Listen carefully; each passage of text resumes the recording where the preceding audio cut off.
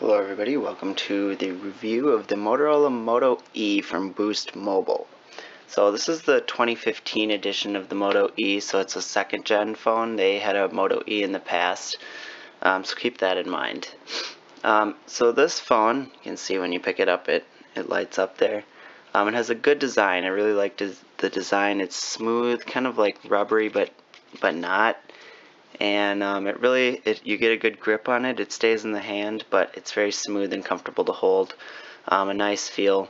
What I don't like though is how this bezel is just huge, and this one's smaller.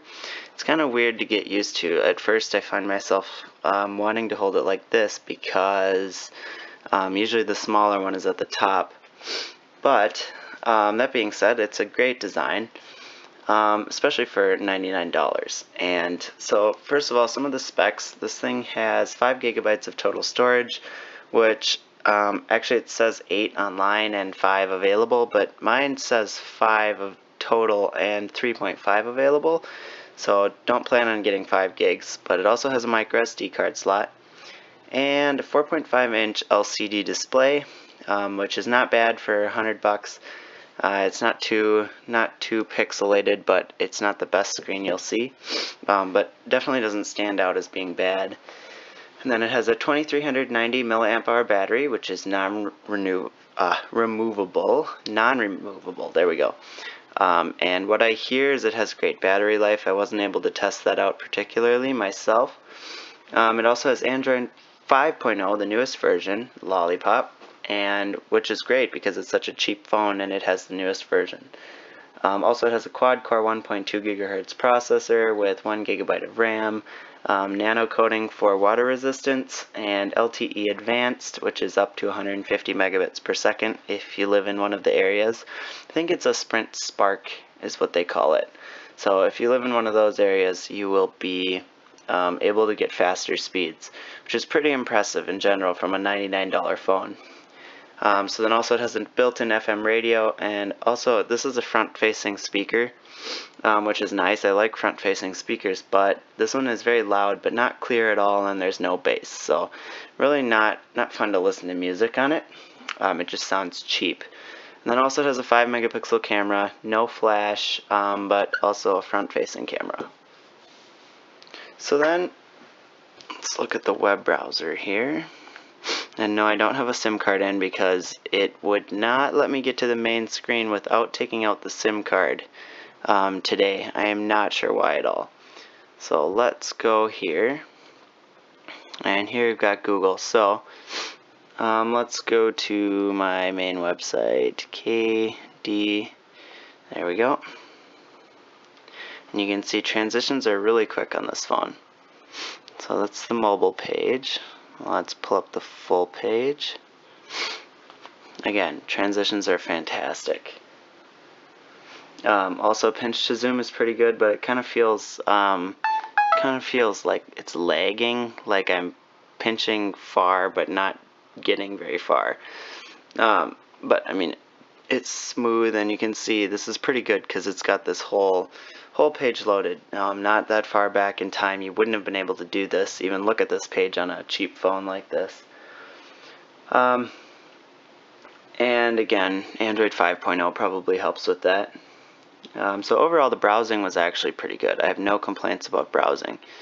And then, of course, multiple tabs you can do. So new tab.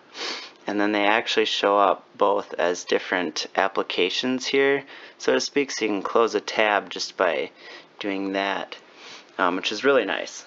So now let's look at texting quick. And again, I think texting we don't really even need to look at anymore because it's mostly just to see the keyboard. So it's nice. You have emojis included, so there's that. And then also the Google keyboard's very good. It's interesting because now in Android L there's no like dividers between the letters. So you can do swipe or normal typing, and I have no complaints at all. So, oops, alright. The quick brown fox jumped over the dog. Again, typing's very easy on this, and So no complaints there. Messaging will be fantastic. Also the screen size is good for that. So now let's just peek at Android L. So Android L is new, well, relatively new, and it has a smoother feel than before in KitKat, and it has better integration with Google services such as Chromecast, as you can see here. So if you swipe down with this menu, you can just cast your screen right from there, which is really nice. And then also, you can also have multiple users on a device. So if we go up here, I made a guest account, which is, we'll start over. So basically it's like having 2 users logged onto a computer, which is pretty neat. And of course permissions are different for guest. Alright, there we go. It's switching over. It's taking its time. And there we go. So here's our guest account. And it's I haven't configured it at all, so it's really the same. But we're going to go back to owner and switching to owner. So it's pretty neat though. Like if you have kids or something that want to use the phone, you can put it in a different mode so they don't screw up all your stuff. And then also you can swipe right on the home screen for Google Now, as you can see there.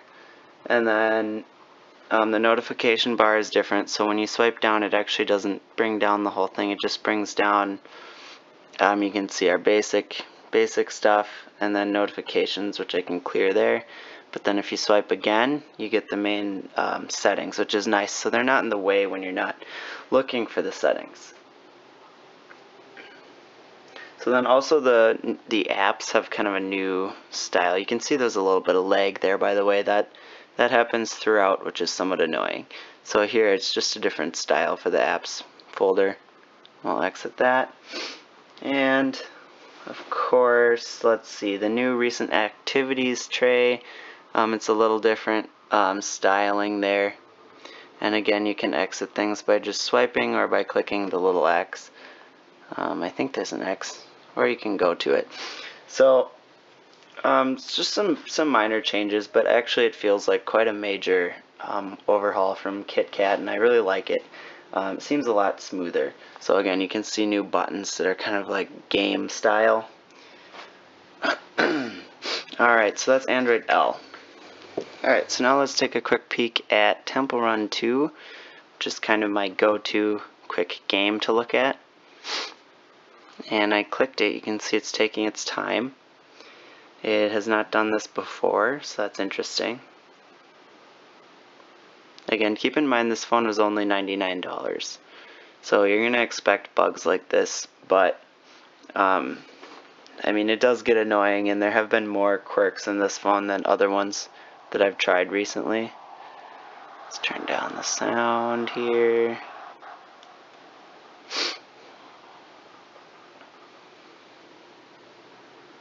Again, taking its time to load for sure. Here it's being a bit jumpy. Then usually once I get into it, it's pretty smooth. So you can see there was a little skip. So it's definitely not perfect.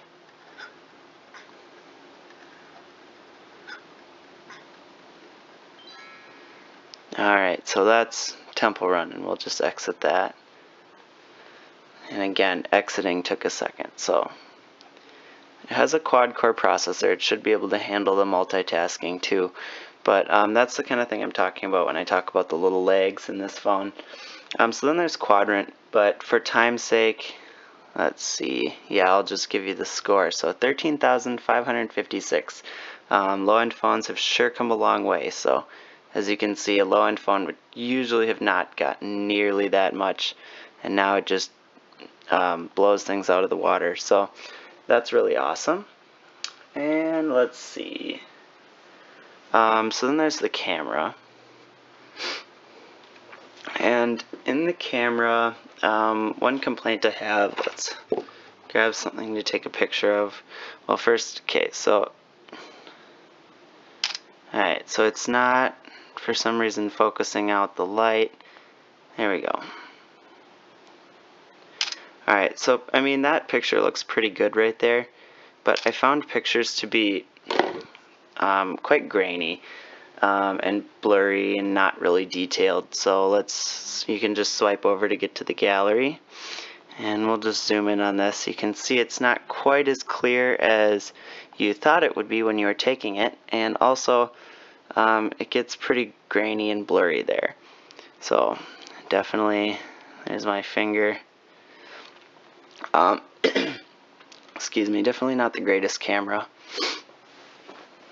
Then also the front-facing camera is even worse. So as you can see, it's very blurry. And to take a picture, you just tap the screen anywhere. And let's look at that. So, oops, it's taking its time. You can see, don't even have to zoom in much for that to be very blurry. So, definitely not the best cameras. Also, you can do hand motions, so if you quickly turn it twice, it'll switch cameras. And also, you can do that from the lock screen or any other screen, I believe, to get to the camera. So, actually, I took some other pictures. Here's an outside one, and again, even zooming in that much, it's pretty grainy. Here's an indoor one. Another indoor close-up, and again, just very grainy, so the camera really was not the best quality. Alright, so overall, this is the Moto E, and overall I would suggest maybe looking for another phone. Even though this phone is only $100 and low-end phones have come a long way, this phone does have some quirks with its jumpiness, and other low-end phones I've tried lately have been able to open, for example, my Temple Run without any problems.